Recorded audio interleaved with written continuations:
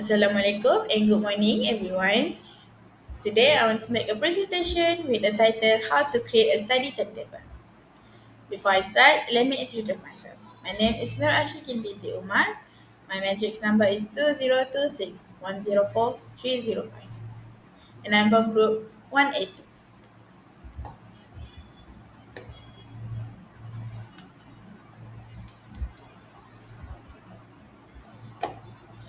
So for the table of content, for the first is an introduction, body and conclusion.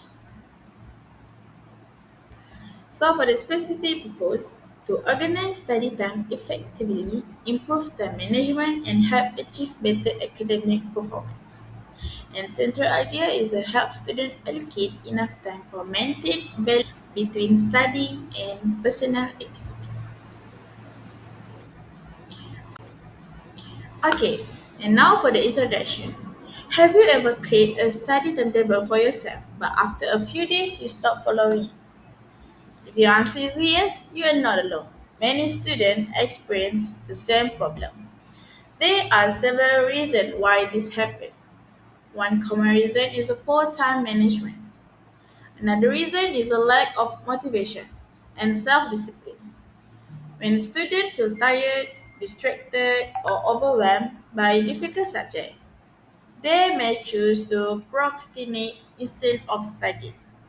Today, I would like to inform you about how to create a realistic and effective study timetable that actually works. I will discuss the three important steps. Identify your study need using active learning technique and review your timetable regularly. So let's begin with the first step.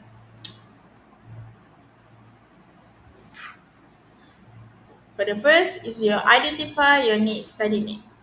Before creating a study timetable, it's important you to understand exactly what you need.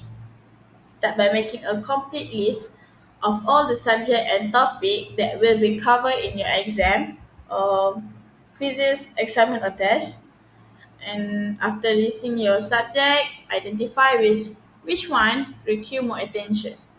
Difficult subject usually require more practice and revision, so they should be given higher priority.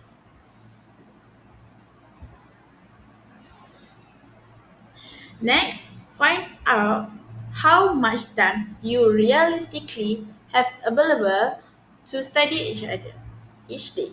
It's important to be honest with yourself and do not create an unrealistic schedule. Now that we know how to organize our study time, let's move on to the effective study practice.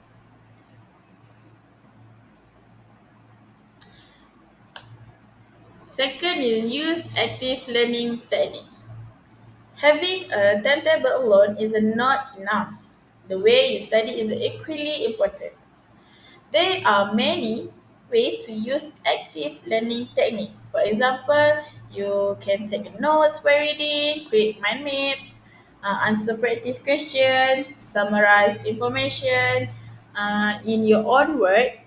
Also, you can summarize information and teach the topic to a friend. This method help improve understanding and memory retention. In addition, students should avoid distraction while studying. To stay focused, put your phone away on the silent mode, switch off unnecessary notification, and study in a quiet environment. Some students also should find it helpful to use a study app or timer that encourage focused study session. So the next question is how to maintain progress over time. Is a review and adjust your timetable regularly. Many students think that once they create a timetable, they should follow it exactly forever. However, an effective study timetable should be flexible. Monitor your progress by checking whether you are following your timetable.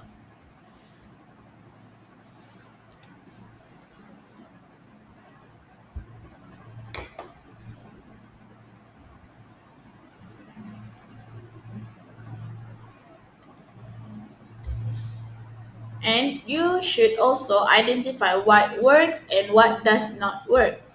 Avoid activity that waste time and reduce productivity. If you notice in that certain subject, consistently require more than time and expected, make just adjustment.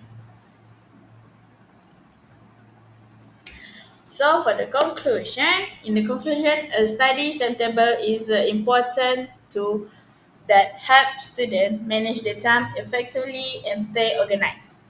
Students should remain consistent and disciplined in following their schedule.